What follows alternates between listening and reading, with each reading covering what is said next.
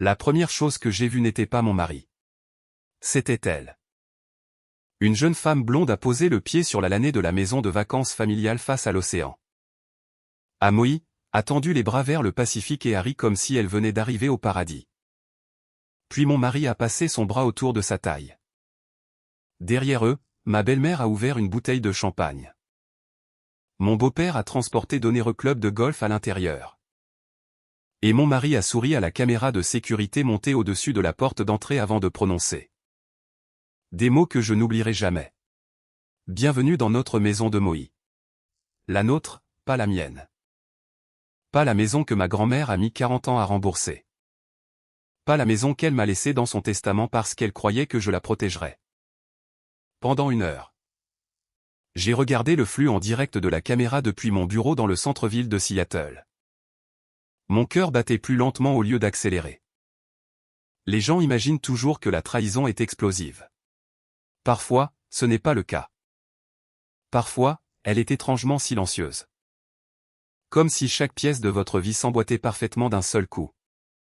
Chaque conversation étrange, chaque week-end annulé, chaque dépense inexpliquée. Chaque fois que Ryan insistait pour travailler tard. J'ai enfin tout compris. J'ai tendu la main et mis en sourdine la notification de réunion qui clignotait sur l'écran de mon ordinateur. Mes clients pouvaient attendre. Mon mariage, non. Je m'appelle Emily Carter, et jusqu'à ce jeudi après-midi. Je croyais avoir l'un de ces mariages américains ordinaires qui traversent simplement une période difficile après 12 ans ensemble. Nous n'étions pas parfaits. Aucun couple ne l'est. Ryan était devenu distant au cours de l'année précédente, mais j'attribuais cela au stress. Il dirigeait les ventes régionales pour une société d'équipement médical. Les déplacements faisaient partie du métier. Les longues heures accompagnaient les promotions. Le mariage signifiait s'accorder de la grâce. Du moins, c'est ce que j'avais cru. Je travaillais comme consultante financière, aidant principalement de petits entrepreneurs à préparer leur retraite. Mon emploi du temps était suffisamment flexible pour que je m'occupe habituellement de tout ce qui se trouvait en dehors de la carrière de Ryan. Les factures, les investissements, les assurances, les impôts, la maison de Seattle. La propriété de Moïse, surtout la propriété de Moïse. Cette maison n'était pas seulement de l'immobilier. C'était de la famille. Ma grand-mère Margaret avait acheté le cottage face à l'océan à la fin des années 1970. Bien avant que Moïse ne devienne l'une des destinations de vacances les plus chères d'Amérique. Chaque été de mon enfance vivait entre ces murs, l'odeur de l'air salé. L'ananas frais sur la table de la cuisine, son vieux rocking chair face à l'océan. Elle avait l'habitude de me dire, les maisons ne font pas les familles, Emily.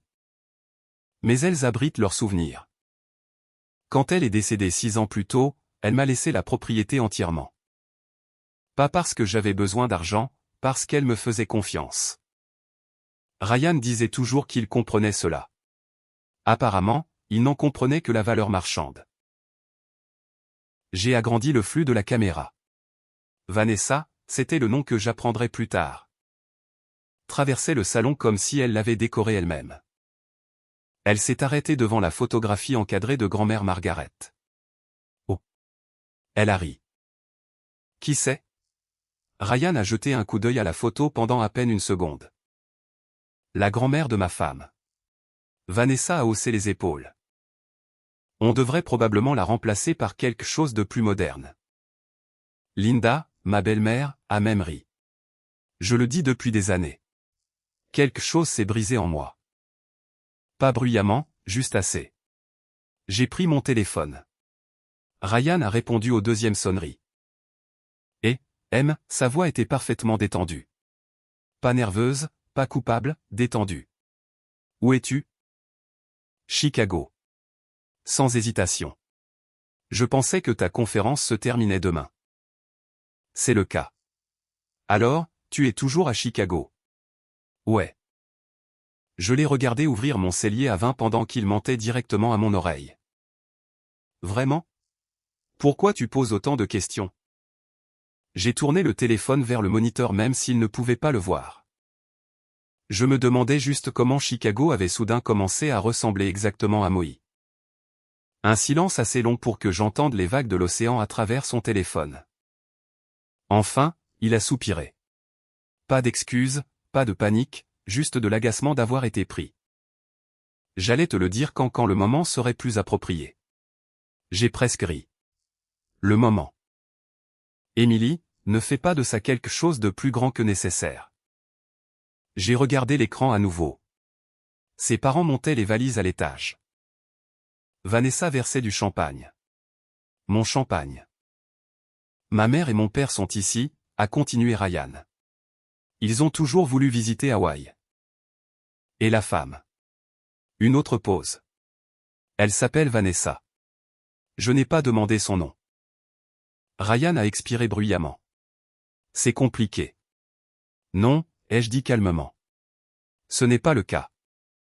Il a réellement paru irrité. Tu n'utilisais même pas l'endroit. Pendant une seconde, je me suis demandé si j'avais bien entendu. Pardon. La maison reste juste vide la plupart de l'année. La maison de ma grand-mère. Notre maison de vacances. Non, les jeux corrigés. Ma maison de vacances. Il a ignoré cela. On ne reste que 2 semaines. 2 semaines? Il avait prévu des vacances de 2 semaines avec une autre femme dans ma maison sans demander. Sans même me le dire. Puis est venue la phrase qui a mis fin à notre mariage. Tu as plein d'argent, Émilie. Comme si l'argent effaçait la trahison. Comme si la propriété n'avait plus d'importance parce que je pouvais me permettre une autre maison. Comme si l'amour fonctionnait comme le remplacement d'un meuble. J'ai fermé les yeux. Tu as sérieusement amené ta maîtresse dans la maison de ma grand-mère? Il n'a pas répondu. À la place, il a dit, ne l'appelle pas comme ça. J'ai ouvert les yeux. Donc, elle l'est. Un autre silence. Puis, Émilie, on en parlera quand je rentrerai. Clic, il a raccroché. Je n'ai pas pleuré. Pas à ce moment-là. Je suis simplement resté assise à regarder l'appel déconnecté. Après 12 ans ensemble, c'était ça. Pas de colère, pas de regret, juste un sentiment d'être en droit. Il croyait que la conversation était terminée parce qu'il en avait décidé ainsi. Il croyait que j'attendrais. Il croyait que je pardonnerais. Il croyait que je ferais ce que j'avais toujours fait, préserver la paix. J'ai tendu la main vers un autre téléphone. Pas Ryan. Quelqu'un de bien plus important. Tom Alvarez. Le gardien qui s'occupait de la propriété de grand-mère Margaret depuis près de 25 ans. Il a répondu immédiatement. Aloha, Émilie. Salut, Tom. Tu vas bien? J'ai souri malgré tout. J'ai besoin d'un service. Tout ce que tu veux. J'ai jeté un dernier regard au flux de sécurité. Ryan emmenait Vanessa à l'étage vers la chambre principale, la chambre de ma grand-mère. J'ai détourné le regard. Tom. Ma voix est restée parfaitement stable. J'ai besoin que toutes les serrures de la maison soient changées aujourd'hui. Une brève pause, puis il a demandé doucement, tout va bien? Non. Une autre pause. Je m'en doutais. J'ai aussi besoin que tous les codes des claviers soient réinitialisés. C'est noté. Le garage, je le change. Le portail arrière. Je m'en occupe. Les codes d'urgence pour les invités, disparus. Les clés de rechange. Je les récupère. Je me suis appuyé contre le dossier de mon fauteuil. Une dernière chose. Dis-moi. Quand tu auras fini, je veux que tu prennes le reste de la semaine de congé. Tom a ri doucement. C'est inhabituel. Je te paie pour la semaine entière. Tu es sûr? Très. Il n'a pas posé d'autres questions. Il avait trop bien connu ma grand-mère. Il comprenait la loyauté. Il comprenait la dignité. Enfin, il a dit les mots qui m'ont fait réaliser que ma vie venait de changer pour toujours. Tu veux que chaque serrure soit changée aujourd'hui? J'ai regardé une dernière fois Ryan rire avec les gens qu'il avait choisis plutôt que moi. Puis j'ai répondu, aujourd'hui. Tom ne perdait jamais de temps. C'était l'une des raisons pour lesquelles ma grand-mère lui faisait confiance depuis plus de 2 décennies. Au moment où nous avons terminé notre appel, je savais qu'il chargeait déjà sa boîte à outils dans son pick-up et se dirigeait vers la maison. Je savais aussi autre chose. Ryan n'avait absolument aucune idée de ce qui l'attendait. J'ai passé les 20 minutes suivantes assise dans mon bureau à regarder les caméras de sécurité en direct sans passer un autre coup de fil. Ryan avait l'air plus heureux que je ne l'avais vu depuis des mois. Cette constatation m'a fait plus mal que de découvrir la relation. Pendant près d'1 an, je m'étais blâmé pour la distance croissante entre nous. Peut-être que je travaillais trop. Peut-être que nous étions tombés dans la routine. Peut-être que j'aurais dû planifier plus de vacances. Peut-être que je ne faisais pas assez attention. Chaque épouse solitaire a ses conversations avec elle-même. On n'assume pas immédiatement que l'homme qu'on a aimé pendant 12 ans introduit une autre femme dans la maison de famille. À la place, on se demande ce qu'on a mal fait. Le regarder rire avec Vanessa a répondu à toutes les questions que je me posais. Le problème n'avait jamais été moi. C'était les choix qu'il avait faits. Une alerte est apparue sur mon téléphone. Porte d'entrée ouverte. Tom était arrivé. Il s'est garé à côté du garage détaché en portant une grande boîte à outils noire que j'avais vue 100 de fois au fil des ans. Il ne s'est pas précipité. Il n'a pas fait irruption dans la maison. Il a simplement frappé à la porte d'entrée. Ryan a ouvert. Même à travers la caméra, je pouvais voir qu'il avait l'air surpris. Tom a souri poliment. Bon après-midi. Et, Tom. Ryan semblait parfaitement à l'aise. Qu'est-ce qui t'amène? J'ai un rendez-vous d'entretien. Ryan a froncé les sourcils. Je n'en ai pas programmé. Tom a haussé les épaules. Émilie l'a fait. Sans attendre la permission, il est entré. Je n'entendais pas chaque mot depuis la caméra extérieure. Mais je connaissais assez Tom pour imaginer exactement comment il s'y prenait. Professionnel, respectueux, jamais émotionnel. Quelques secondes plus tard, la caméra intérieure l'a montré en train d'inspecter le clavier de la porte d'entrée. Ryan le suivait. Qu'est-ce que tu répares exactement? Le système de sécurité. Il a l'air d'aller. Tom a encore souri. Je suis juste les instructions. Ryan n'y a pas trop réfléchi. Pourquoi l'aurait-il fait? Il croyait encore contrôler la situation.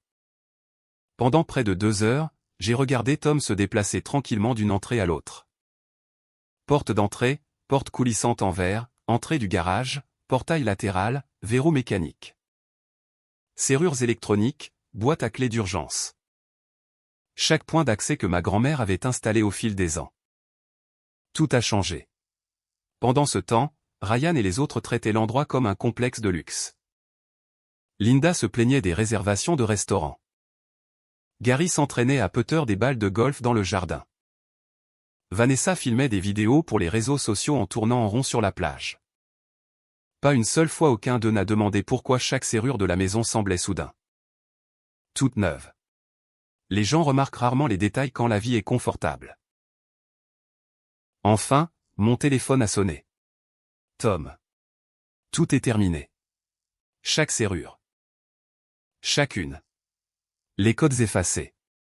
Garage. Nouvelle télécommande. Clé de rechange récupérée. Il a marqué une pause.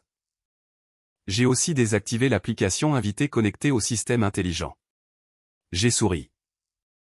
Je n'y avais même pas pensé. Je me suis dit que tu voudrais qu'elle disparaisse. Je t'en suis reconnaissante. Il y a autre chose. Quoi? J'ai transféré une généreuse prime directement sur son compte.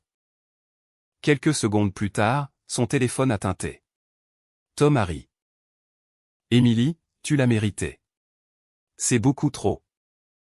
Non, vraiment. Tu as passé 25 ans à protéger la maison de ma grand-mère. Il est devenu silencieux. J'ai appris des meilleurs.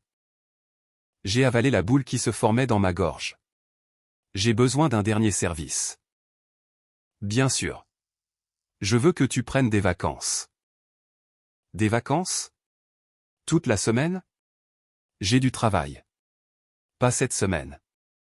Il a hésité. Je n'aime pas laisser la propriété sans surveillance. Elle ne le sera pas. On dirait qu'il y a plus que ça. Il y a une autre pause. Puis il a ri doucement. Je te connais depuis que tu as 12 ans. Je sais. Tu ne m'as jamais demandé de disparaître auparavant. J'ai besoin que chacun résolve ses propres problèmes cette fois. Il a encore ri. Je pense que ta grand-mère aurait approuvé. Je l'espère. Avant de raccrocher, il a dit quelque chose que je n'oublierai jamais. Tu sais, Émilie, oui. Protéger quelque chose ne signifie pas toujours se tenir devant. Qu'est-ce que tu veux dire? Parfois. Cela signifie s'écarter et laisser les gens faire face aux conséquences du manque de respect. Vers 16 h cet après-midi-là. Tous les 4 se sont entassés dans le SUV de location de Ryan, serviettes de plage. Sac de shopping de designer, club de golf. Vanessa continuait d'enregistrer des vidéos sur son téléphone. Je les ai regardés partir. L'allée est devenue complètement vide. Pour la première fois de la journée, j'ai fermé mon ordinateur portable. Il ne me restait plus rien à faire. Les conséquences étaient déjà programmées. Près de 5 heures plus tard, une autre notification a vibré. Mouvement détecté. Caméra de l'allée. J'ai ouvert le flux. Le SUV est revenu dans l'allée. Tout le monde avait l'air brûlé par le soleil. Linda portait de coûteux sacs de course. Vanessa avait l'air épuisée mais joyeuse. Ryan a déverrouillé la porte du conducteur et s'est dirigé avec confiance vers l'entrée principale. Il a composé l'ancien code. Rien ne s'est passé. Il a froncé les sourcils. Il l'a entré à nouveau. Toujours rien. Vanessa a ri. Tu as mal tapé. Il a réessayé. Le clavier a clignoté en rouge.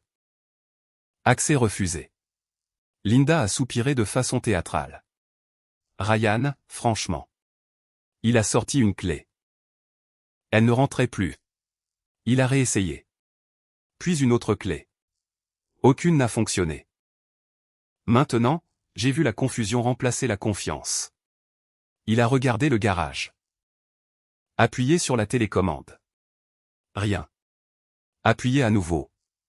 Rien. Gary s'est gratté la tête. Batterie morte. Ryan a saisi une autre télécommande à l'intérieur du SUV. Toujours rien. Vanessa a enfin cessé de sourire. Qu'est-ce qui se passe? Je ne sais pas. Ryan a fait le tour de la maison vers l'entrée arrière. Le portail ne s'ouvrait pas. Les portes de la terrasse restaient verrouillées. Chaque entrée le rejetait. Chacune. Exactement comme prévu. Puis la dispute a commencé. Linda a croisé les bras. Appelle le gardien. Ryan a immédiatement composé le numéro de Tom. Directement sur la messagerie. Encore. Messagerie. Encore. Messagerie. Tom était probablement en train d'embarquer dans un avion pour Oahu à ce moment-là. Ryan a essayé de lui envoyer un texto. Aucune réponse. Gary a suggéré d'appeler un serrurier. La première entreprise a coté près de 3 heures. Une autre ne pouvait pas venir avant le matin.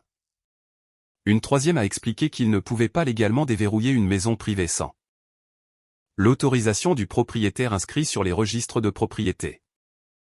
Le propriétaire, pas Ryan, moi.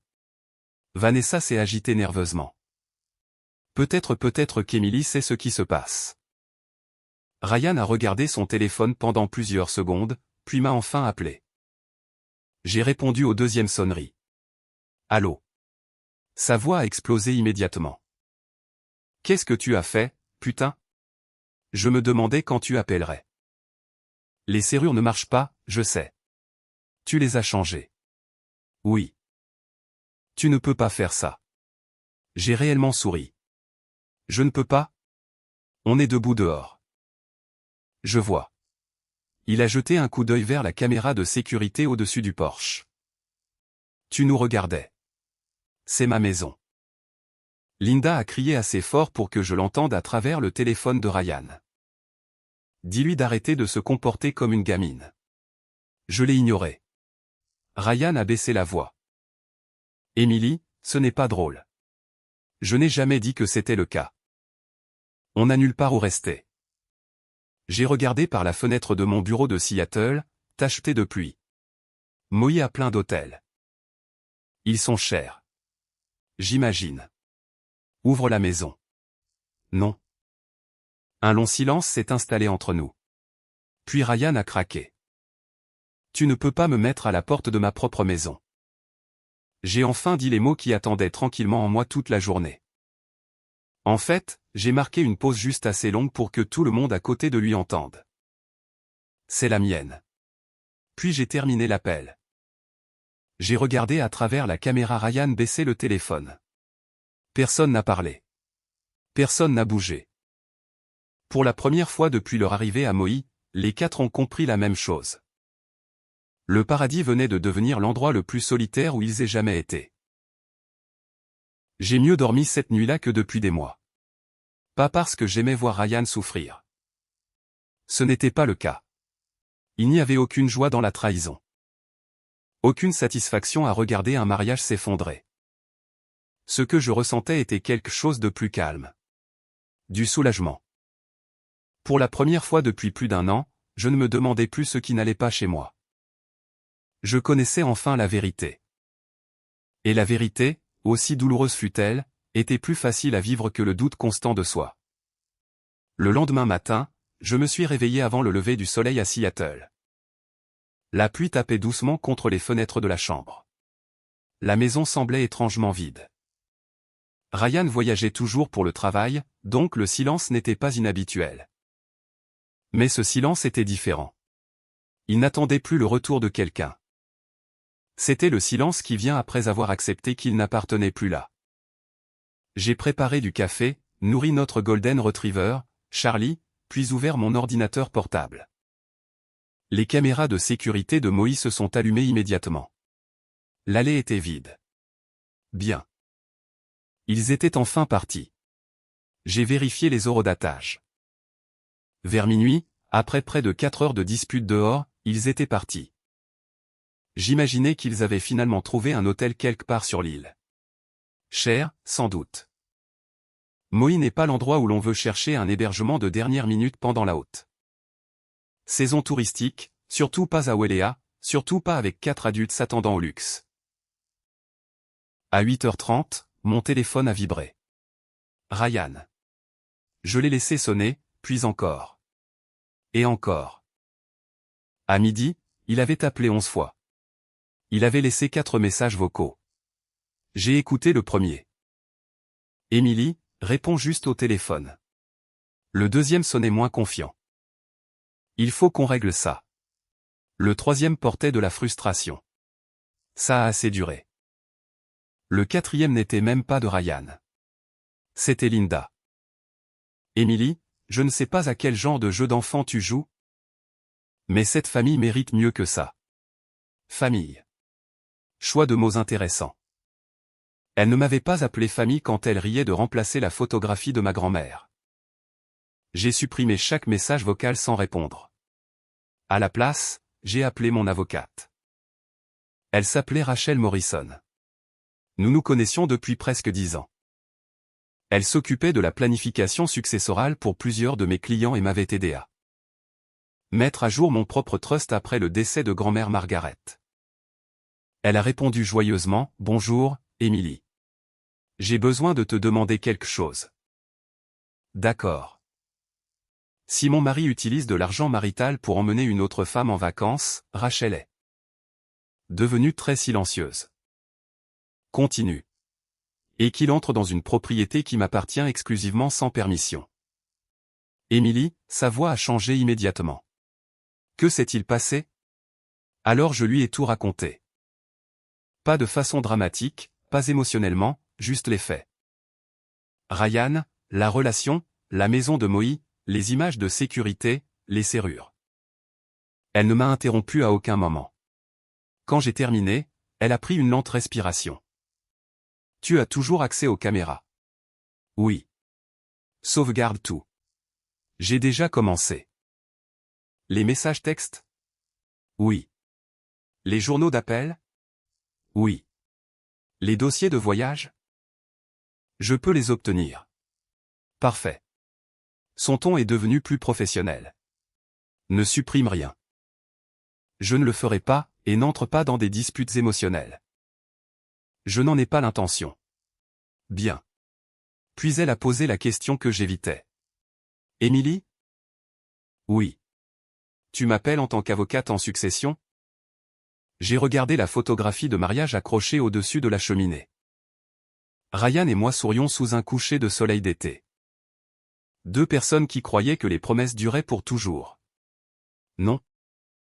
Ai-je répondu doucement. J'appelle en tant que quelqu'un qui a besoin d'une avocate en divorce. Rachel n'a pas paru surprise. Je vais dégager mon après-midi. Environ 1 heure plus tard, une autre notification de sécurité est apparue. Mouvement détecté. L'allée. Le SUV de Ryan. Ils étaient de retour. J'ai ouvert le flux en direct. Apparemment, ils étaient revenus en espérant que les serrures avaient magiquement changé pendant la nuit. Ce n'était pas le cas. Ryan se tenait sur le porche, composant des numéros au hasard sur le clavier. Vanessa s'appuyait contre la rambarde, l'air épuisé. Linda avait l'air furieuse. Gary avait l'air embarrassé. Après plusieurs tentatives infructueuses, Ryan a donné un coup de pied dans la marche de devant assez fort pour se faire mal aux pieds. Il l'a immédiatement saisi. Vanessa a soupiré. C'est ridicule. Ryan a craqué. Tu crois que je ne le sais pas? Non, Ryan. Elle a croisé les bras. Je crois que tu as menti. Il s'est figé. Quoi? Tu m'as dit que tu possédais cet endroit. Pratiquement. J'ai réellement ri à haute voix. Pratiquement? Quel concept juridique fascinant. Vanessa a continué. Tu as dit que ton nom était sur tout. C'est pratiquement le cas. Non. Elle a secoué la tête. Tu as dit que ta femme dépendait de toi financièrement. Ryan a regardé autour de lui nerveusement. On ne peut pas faire ça ici. Tu m'as aussi dit que le divorce avait déjà été déposé. Les yeux de Linda se sont lentement dirigés vers son fils. Quel divorce? Silence. Vanessa a cligné des yeux. Attends. Elle a regardé entre Ryan et ses parents. Tu ne leur as pas dit. Ryan s'est frotté le front. Ce n'est pas le moment. Gary a finalement parlé. Qu'est-ce que tu ne nous as exactement pas dit? Personne n'a répondu. Puis Vanessa a dit doucement quelque chose qui a changé toute l'atmosphère. Il m'a dit que lui et Emily étaient séparés. Linda a regardé Ryan. Tu as dit que vous aviez juste des problèmes de mariage. C'est le cas. Vanessa a froncé les sourcils. Tu m'as dit qu'elle avait déménagé il y a des mois. Ryan n'a pas répondu. Elle a fait un autre pas en arrière. Tu as dit qu'elle venait à peine à Hawaï parce qu'elle détestait l'endroit. Tu as dit que cette maison faisait partie de l'héritage de ta famille. J'ai regardé le visage de Linda perdre toute sa confiance. Elle s'est lentement tournée vers Ryan. Ryan? Il ne pouvait toujours pas répondre parce qu'il n'y avait pas une seule réponse. Il y avait trop de mensonges. Les disputes ont continué pendant près de 20 minutes. Personne n'a remarqué la voisine qui promenait son chien. Elle a ralenti, regardé vers les cris, puis a continué tranquillement. Un paysagiste travaillant de l'autre côté de la rue a jeté un coup d'œil. 2 touristes se sont arrêtés pour prendre des photos de l'océan. Même le paradis ne peut cacher l'embarras public. Ryan n'arrêtait pas d'essayer d'expliquer, mais chaque explication nécessitait un autre mensonge. Chaque mensonge contredisait le précédent.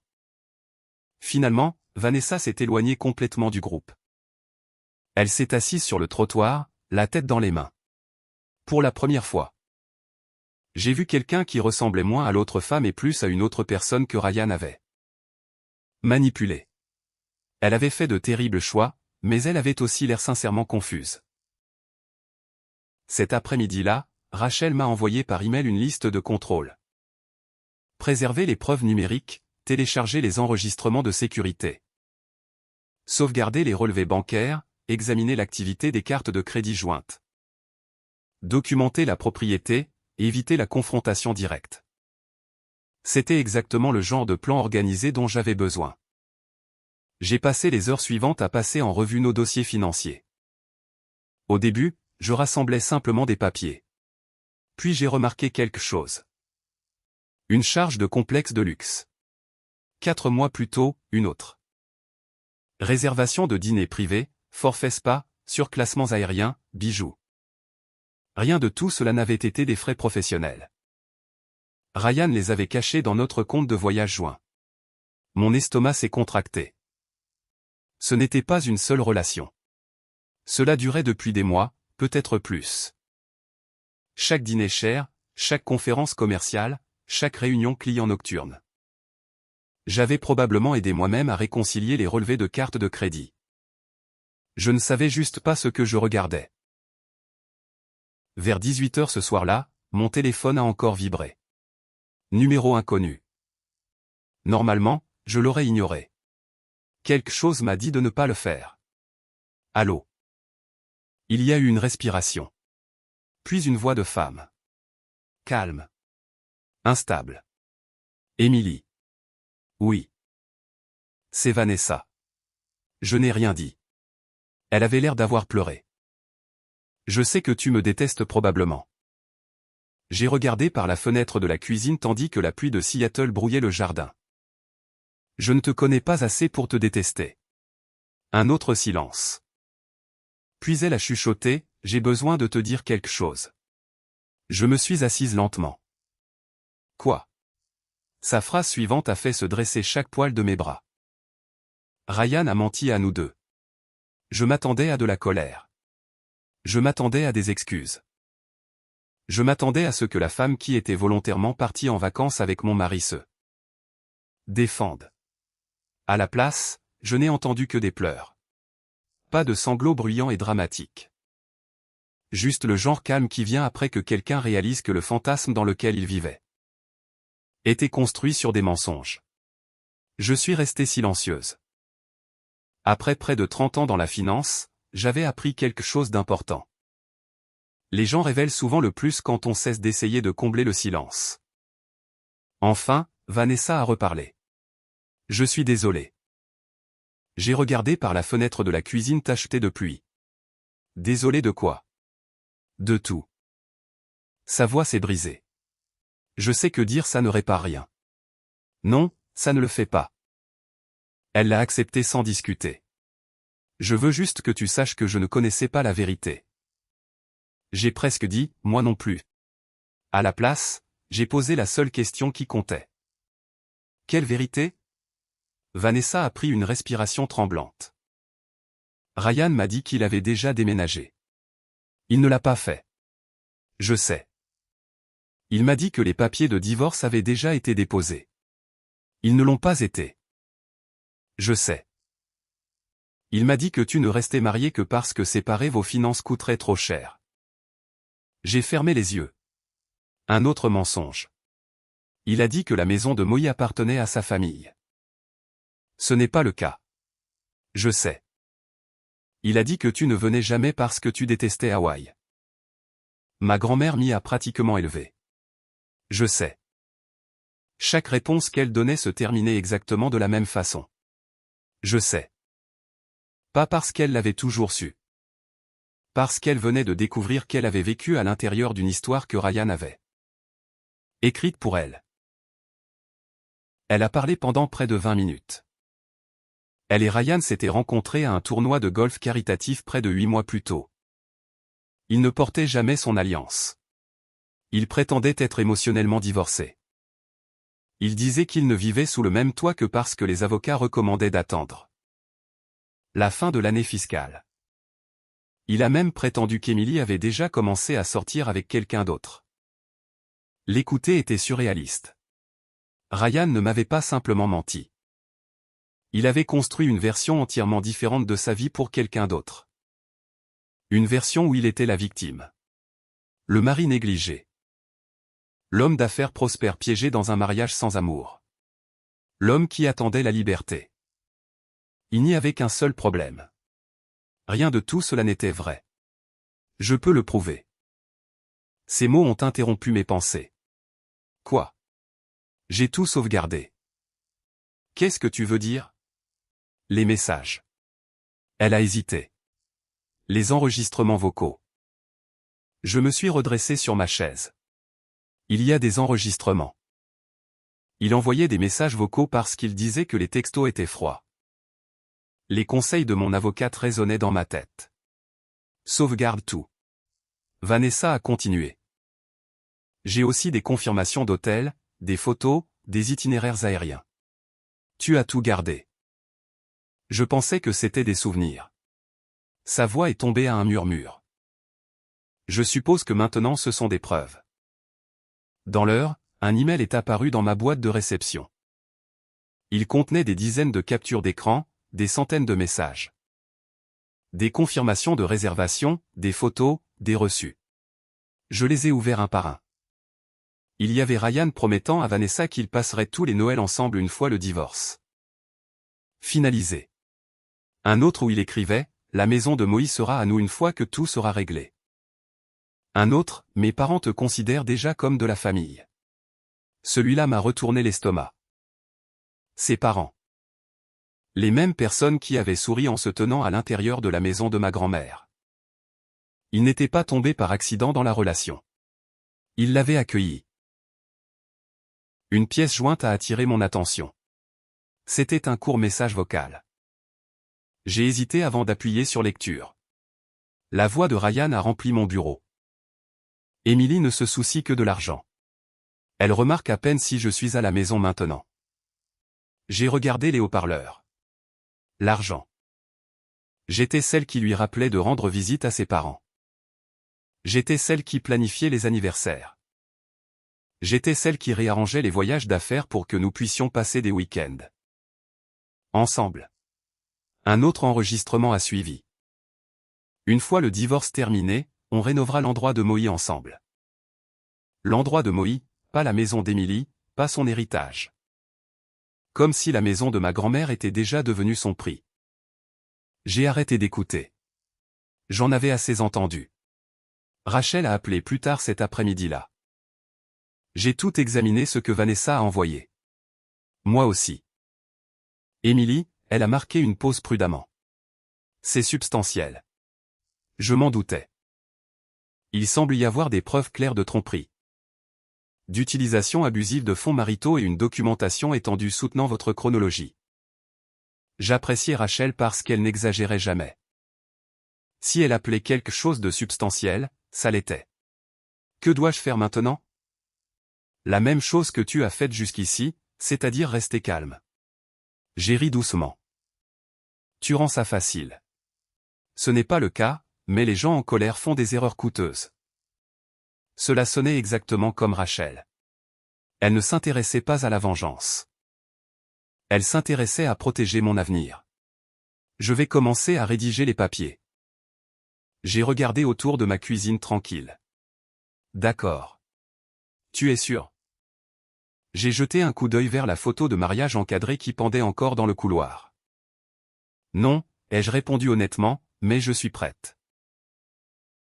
Pendant ce temps, les caméras de sécurité à Moïse continuaient de tout documenter. Ryan et ses parents sont retournés à la maison encore une fois.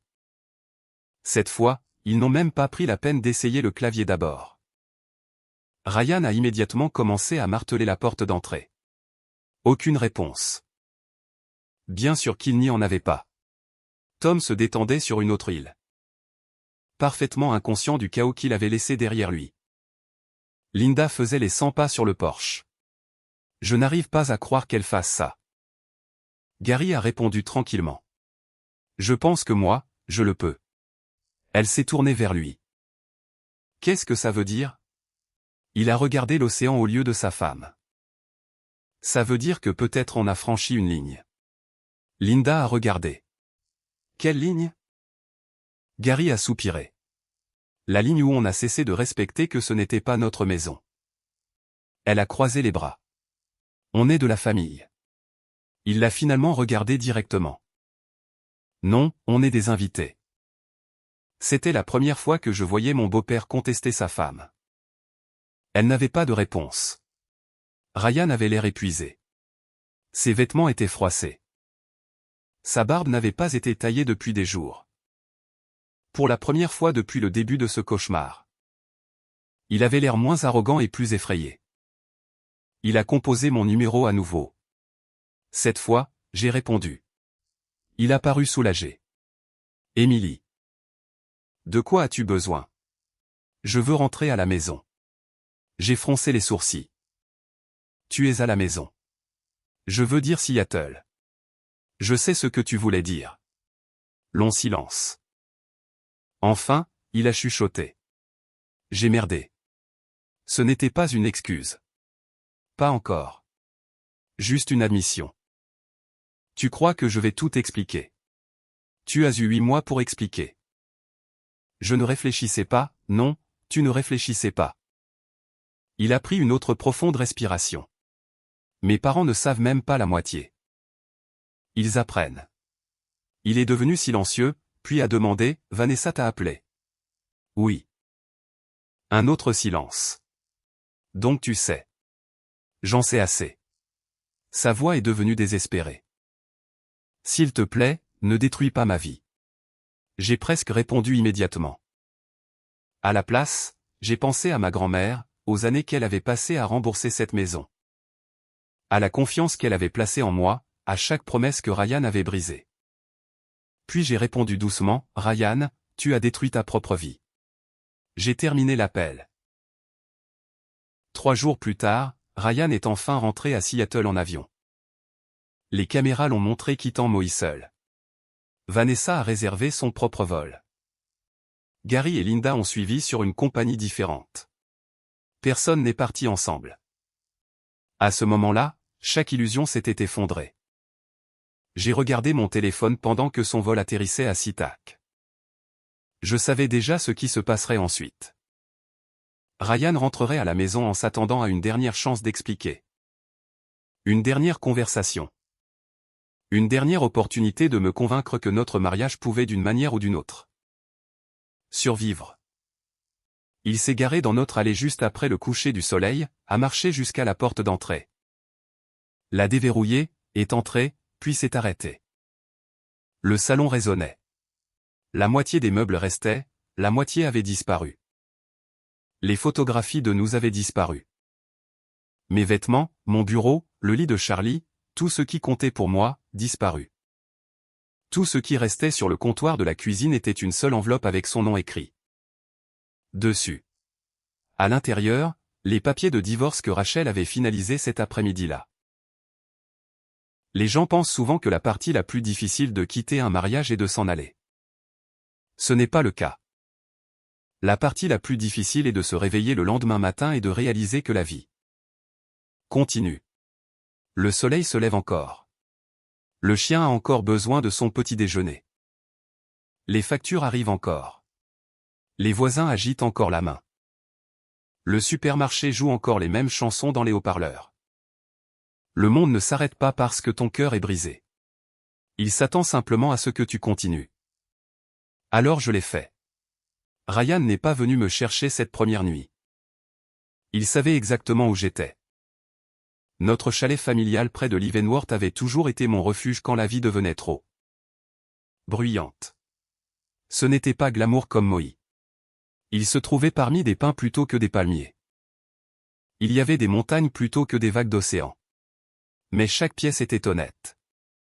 Il n'y avait aucun mensonge entre ces murs. Charlie s'est installé près de la cheminée pendant que je déballais seulement l'essentiel. Quelques pulls, mon ordinateur portable, le vieux kilt de grand-mère Margaret.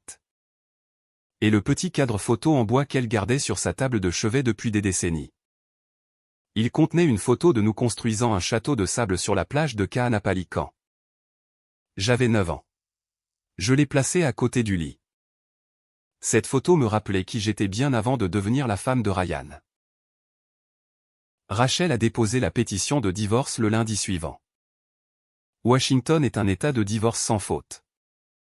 Il n'y aurait pas de discours dramatique en salle d'audience, pas de témoins surprise. Pas de confrontation façon télévision, juste de la paperasse, des divulgations financières. Des négociations, des délais. À bien des égards, cela me convenait. Le mariage s'était terminé avec déjà assez de drames.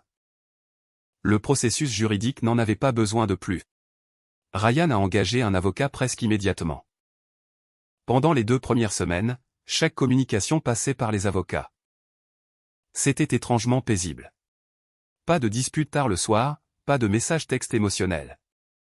Pas de promesses qu'ils ne pouvaient pas tenir, juste des faits. Pour la première fois depuis des mois, les faits étaient réconfortants. Un après-midi, Rachel a appelé avec une mise à jour. Tu as séparé ton héritage exactement comme j'espérais que tu l'avais fait. Je me souviens de ton conseil après la mort de grand-mère. Tu as écouté. Je le fais toujours. Elle a ri. C'est pourquoi c'est beaucoup plus simple que ça aurait pu l'être.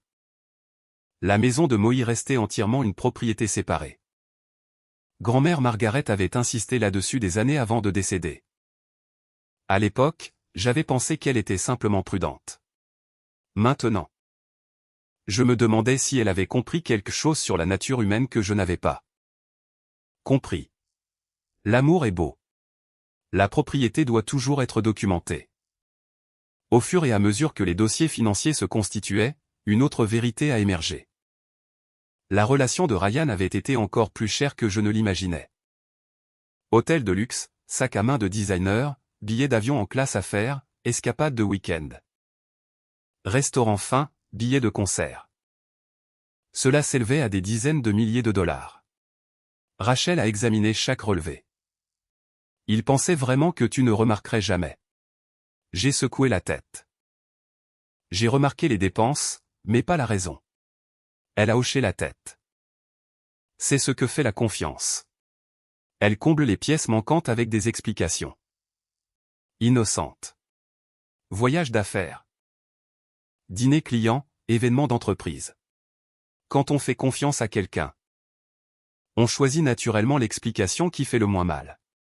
Jusqu'au jour où il ne reste plus d'explications innocentes. Pendant ce temps, la vie professionnelle de Ryan a commencé à se défaire. Pas parce que j'avais contacté son employeur. Je ne l'ai jamais fait. Il s'en est occupé lui-même. Apparemment, l'une des conférences professionnelles qu'il prétendait avoir suivies avait en réalité chevauché des réunions obligatoires qu'il avait manquées. Son supérieur a commencé à poser des questions. Les notes de frais ne correspondaient plus au dossier de voyage. Les jours de vacances avaient été déclarés comme des visites clients. Rien de tout cela n'avait à voir avec moi. C'était simplement les conséquences de vivre 2 vies différentes. Finalement, l'entreprise l'a placé en congé administratif pendant qu'ils examinaient ses soumissions de frais. J'ai appris cela par des amis communs. Seattle n'est pas une petite ville une fois qu'on y a vécu assez longtemps. Les gens ne font généralement pas de ragots par cruauté. Ils relient simplement les points. Environ 6 semaines après le retour de Ryan de Moïse, j'ai reçu un autre appel téléphonique inattendu. C'était Gary, mon beau-père, ou peut-être devrais-je dire mon ancien beau-père. Emily. Sa voix sonnait plus âgée, fatiguée. Bonjour, Gary. J'espère que je ne te dérange pas. Tu ne me déranges pas, il a hésité. Je voulais m'excuser. Je n'ai pas répondu immédiatement. J'aurais dû dire quelque chose à Moïse. Je me suis souvenu des images de sécurité. La façon dont il avait tranquillement dit à Linda, nous sommes des invités. Je savais que cette maison signifiait quelque chose pour toi. Elle signifiait tout. Je sais. Il a soupiré profondément. J'ai passé 42 ans à essayer de maintenir la paix dans mon mariage. Une autre pause. Parfois, j'ai confondu maintenir la paix avec rester silencieux. Ces mots sont restés avec moi. Le silence protège la mauvaise personne bien plus souvent que les gens ne le réalisent. Je suis désolé, a-t-il continué. J'aurais dû arrêter Ryan bien avant Hawaï. J'apprécie que tu le dises. Je ne m'attends pas au pardon. Je sais. Je voulais juste que tu l'entendes de moi. Je l'ai entendu. Quand nous avons terminé l'appel, j'ai réalisé quelque chose. Tout le monde impliqué dans une trahison ne reste pas ton ennemi pour toujours. Certaines personnes finissent par choisir la responsabilité. Cela compte. Linda n'y était pas encore. Selon Gary, elle a passé des semaines à insister sur le fait que j'avais détruit la famille. Puis la réalité l'a lentement rattrapée. Ryan a emménagé dans un petit appartement. Vanessa a complètement disparu. Les amis ont cessé de les inviter aux réunions de voisinage. Les gens posaient des questions inconfortables. Plus important encore. Linda a finalement appris que beaucoup des vacances familiales qu'elle avait appréciées au fil des ans avaient tranquillement été payées par moi. Ryan s'en était souvent attribué le mérite. Je n'avais jamais corrigé personne parce que je ne pensais pas que tenir le score comptait dans un mariage. Apparemment, quelqu'un d'autre tenait le score depuis le début. Gary m'a plus tard dit que Linda avait pleuré pendant près d'1 heure après avoir découvert la vérité. Pas à cause de l'argent. Parce qu'elle avait passé des années à croire que son fils fournissait un style de vie que j'avais en réalité rendu possible. L'orgueil peut survivre à beaucoup de choses. L'embarras est plus difficile. Quant à Vanessa, je n'ai plus jamais entendu parler d'elle, sauf une fois. Environ 2 mois après le dépôt du divorce. Une lettre manuscrite est arrivée dans ma boîte aux lettres. Pas d'adresse de retour. À l'intérieur, une seule page. Émilie, tu avais raison. Je n'étais pas la victime. Toi non plus. La seule victime était la vérité. J'ai ignoré trop de signes d'alerte parce que je voulais croire à la vie que Ryan me promettait. C'était ma responsabilité. Je suis désolé pour mon rôle dans ta douleur. J'espère qu'un jour tu trouveras quelqu'un qui te dira la vérité dès la première fois. Vanessa. J'ai plié soigneusement la lettre, puis l'ai placée dans le même dossier que les autres preuves. Pas parce que j'en avais besoin légalement, parce que je voulais me souvenir de quelque chose. Les gens sont capables de changer. Tout le monde ne choisit pas de le faire, mais certains le font. L'automne est arrivé à Seattle. La médiation de divorce a duré moins d'1 journée. Ryan avait l'air plus mince. Ses épaules étaient voûtées. La confiance qui remplissait autrefois chaque pièce avait disparu. Il a à peine croisé mon regard. Quand la session s'est terminée, il s'est discrètement approché de moi dans le couloir. Émilie. Je me suis arrêté. Je ne m'attends pas à ce que tu me pardonnes. Je sais. Je voulais juste, il cherchait ses mots. Je vois un thérapeute. J'ai hoché la tête. Je suis contente. J'aurais dû y aller des années plus tôt. Probablement. Il a eu un triste sourire. Tu es toujours honnête. Je l'ai toujours été. Cette réponse a semblé le blesser plus que tout le reste parce qu'elle lui rappelait la différence entre nous. Il a regardé le sol. Je n'arrêtais pas de penser que si je m'excusais assez, j'ai terminé la phrase pour lui. Tout redeviendrait comme avant. Il a levé les yeux. Oui. J'ai doucement secoué la tête. La confiance ne meurt pas en un instant, Ryan. Il a reconnu les mots avant que je finisse. Elle meurt une décision à la fois. Je me suis tourné vers l'ascenseur. Avant que les portes ne se ferment, j'ai regardé une dernière fois en arrière. J'espère sincèrement que la thérapie t'aide. Je le pense. Pour la première fois depuis le début de tout cela, j'ai réalisé que je ne parlais plus par colère. Je voulais sincèrement qu'il devienne un homme meilleur, juste plus mon mari. Les gens aiment dire que le temps guérit tout. Je ne pense pas que ce soit vrai. Le temps ne guérit rien à lui seul. Le temps te donne simplement des opportunités. Des opportunités de rester amer, des opportunités de grandir. Des opportunités de devenir quelqu'un que ta douleur ne peut plus contrôler. La guérison vient des choix que tu fais pendant ce temps. J'ai appris cela un soir calme à Maui, exactement 1 an après que tout se soit effondré. Le divorce est devenu définitif au début du printemps.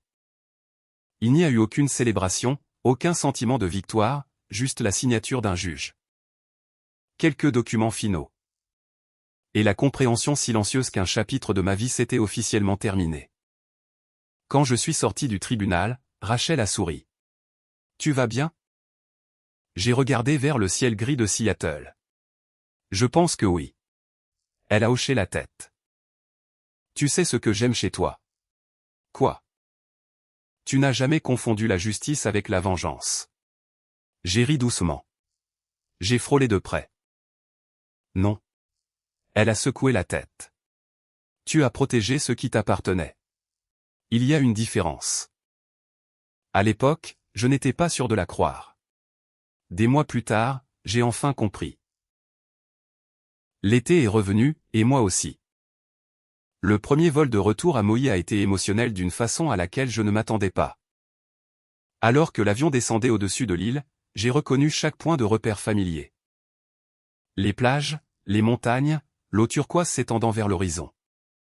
Pendant un bref instant, j'ai craint que chaque souvenir de cet endroit ait été ruiné. Je n'aurais pas pu avoir plus tort. Quand j'ai déverrouillé la porte d'entrée, la maison m'a accueilli exactement comme elle l'avait toujours fait. L'odeur de l'océan pénétrait par les fenêtres ouvertes. Les alizés agitaient doucement les rideaux blancs. Le rocking chair de grand-mère Margaret faisait encore face au Pacifique. Sa photographie reposait encore au-dessus de la cheminée. Rien d'important ne m'avait été pris. Les personnes qui m'avaient trahi n'avaient emprunté mon espace que pour un peu de temps. Maintenant, je l'avais récupéré. Tom est arrivé 1 heure plus tard portant de l'ananas frais et un pain aux bananes. Il a souri dès qu'il m'a vu. Bienvenue à la maison. Je l'ai serré fort. Cet endroit m'a manqué. Tu lui as manqué. Nous nous sommes assis sur la lanai surplombant l'océan pendant plusieurs minutes. Aucun de nous n'a parlé. Il n'y avait pas besoin. Certains endroits ont une façon de te rappeler qui tu étais avant que la vie ne devienne compliquée. Enfin, Tom a brisé le silence. Je voulais te demander, quoi? Des regrets? J'ai regardé les vagues. À propos de changer les serrures. Il a hoché la tête. J'ai souri. Non. Puis j'ai réfléchi une seconde de plus. En fait, il a attendu. Je regrette de ne pas les avoir changés plus tôt. Il a ri si fort qu'il a failli renverser son café. Je ne parle pas des serrures physiques. Je sais. Je parle des serrures émotionnelles. Il a hoché lentement la tête. Les limites. Exactement. Pendant des années. J'avais gardé chaque porte ouverte parce que je croyais que l'amour signifiait une patience sans fin. Maintenant, je comprenais quelque chose de différent. L'amour sain a encore besoin de limites saines. Sans elles, la gentillesse devient lentement une permission.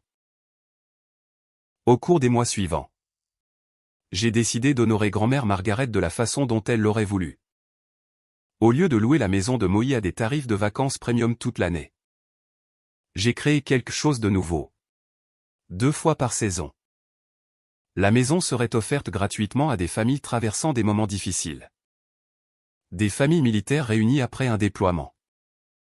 Des parents dont les enfants se remettaient de maladies graves. Des veuves célébrant un anniversaire auquel elles ne s'attendaient jamais à faire face seules. Des familles recommandées par des organisations à but non lucratif locales. La seule condition était simple. Laissez la maison avec plus d'amour que vous n'en avez trouvé. Tom a aidé à tout organiser. La première famille est arrivée fin août. Un vétéran de la marine, sa femme et leurs 2 jeunes filles. Regardez ces petites filles construire des châteaux de sable devant la même maison où j'avais autrefois joué avec ma grand-mère m'a tiré des larmes. Pas parce que j'étais triste, parce que j'avais enfin compris son héritage. Elle ne m'avait pas laissé une maison de vacances. Elle m'avait laissé un endroit où la guérison pouvait se produire. Un après-midi cet automne-là, Gary a encore appelé. Emily. Salut, Gary. Je voulais que tu saches que Linda a demandé de tes nouvelles. J'ai légèrement souri. Vraiment. Elle voulait s'excuser. Cela m'a surprise. Elle a dit qu'elle comprenait enfin pourquoi tu ne discutais jamais avec elle. J'ai ri. Je ne suis pas sûr de comprendre. Elle a dit qu'elle avait pris ta gentillesse pour de la faiblesse. Le silence s'est installé entre nous. Puis Gary a ajouté doucement, Ryan aussi. Une semaine plus tard, je les ai rencontrés tous les deux pour un café. Terrain neutre, un petit café surplombant Elliott Bay. Linda avait l'air plus âgée que je ne me souvenais, pas physiquement, émotionnellement. Elle tenait sa tasse de café à deux mains. Émilie. Sa voix tremblait. Je te dois plus d'excuses que je ne peux en compter. Je ne l'ai pas interrompu. Pendant des années, je me suis convaincu que parce que tu gagnais plus d'argent, tu nous devais d'une certaine façon tout. Elle s'est essuyée les yeux. J'ai oublié la gratitude. J'ai hoché la tête. J'apprécie que tu le dises. Elle a paru surprise. C'est tout. Quoi d'autre devrait-il y avoir? Tu n'es pas en colère? J'ai réfléchi soigneusement à la question. Je l'étais. Plus maintenant. Elle a commencé à pleurer, non pas parce que je l'avais pardonné. Parce qu'elle réalisait que le pardon était arrivé sans la dispute à laquelle elle s'attendait. Parfois, la miséricorde humilie les gens plus que n'importe quel châtiment. Ryan ne s'est pas joint à nous. Pas ce jour-là. Plusieurs semaines plus tard, il a demandé si nous pouvions nous rencontrer une dernière fois. Pas pour discuter du divorce, pas pour demander une autre chance, juste pour parler. J'ai accepté. Nous nous sommes rencontrés dans un parc tranquille à l'extérieur de Seattle. Charlie était allongé à côté de mon banc tandis que des feuilles d'automne dérivaient sur le sentier. Ryan avait l'air en meilleure santé que pendant la médiation. La thérapie semblait l'aider. Il s'est assis à plusieurs pieds de distance. J'ai réécrit cette conversation une centaine de fois. J'ai faiblement souri. Je m'en doutais. Je n'arrêtais pas d'essayer d'expliquer pourquoi j'avais fait ce que j'avais fait. Il a regardé ses mains. Mon thérapeute m'a finalement posé une question. Laquelle? Et s'il n'y avait pas de raison qui le rende acceptable? Il a laissé échapper une lente respiration. J'ai cherché des excuses. Il n'y en a pas. Je sais. Pendant plusieurs instants, aucun de nous n'a parlé. Puis il a regardé vers les arbres. J'ai trahi la personne qui m'aimait le plus. Oui. J'ai perdu mon mariage. Oui. J'ai embarrassé mes parents. Oui. Je suis devenu quelqu'un que je n'aurais jamais pensé devenir. Je l'ai cru. Pas à cause de ces mots. Parce que pour la première fois, il ne me demandait pas de le faire se sentir mieux. Il acceptait la responsabilité. Je suis désolé, Émilie. Je sais. Non. Il a secoué la tête. Je le pense. Je sais.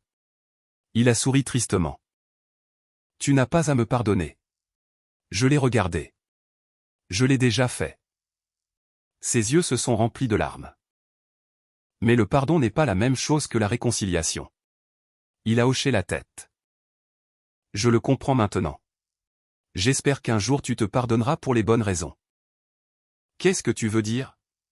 Pas parce que tu veux que la douleur disparaisse. J'ai souri doucement.